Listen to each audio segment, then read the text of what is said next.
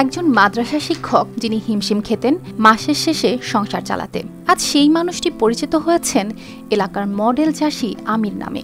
ধামরাই উপজেলার বাথুলি গ্রামের এই মানুষটির জীবন যেন বইয়ের পাতায় লেখা এক অনুপ্রেরণার গল্প।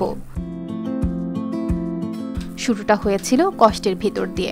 মাদ্রাসার সামান্য বেতন দিয়ে সম্ভব হচ্ছিল না সংসার টেকানো। শৈশবে বাবার সঙ্গে কৃষিকাজে সাহায্যে হাত বাড়ানো সেই স্মৃতি থেকেই শুরু করেন ছোট আকারের সবজি চাষ।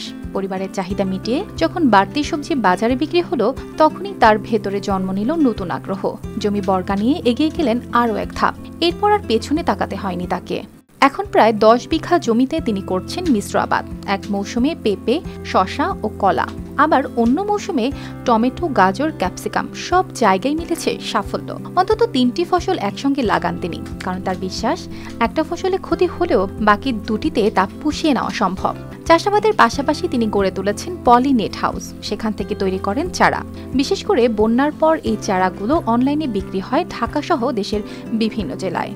ফলাফল, আজ তার মাসিক আয় দাঁড়িয়েছে প্রায় $250,000 টাকায়। তার জমিতে আরও কয়েকজন কাজ করছেন, অর্থাৎ তিনি শুধু নিজেকে স্বাবলম্বী করেননি, এলাকার মানুষের জন্য কর্মসংস্থান তৈরি করেছেন। এজন্য উপজেলা কৃষি অধিদপ্তর তাকে দিয়েছে বিশেষ প্রশিক্ষণ, আর সরকারি সহায়তায় পলিনেট হাউসও গড়ে তুলেছে।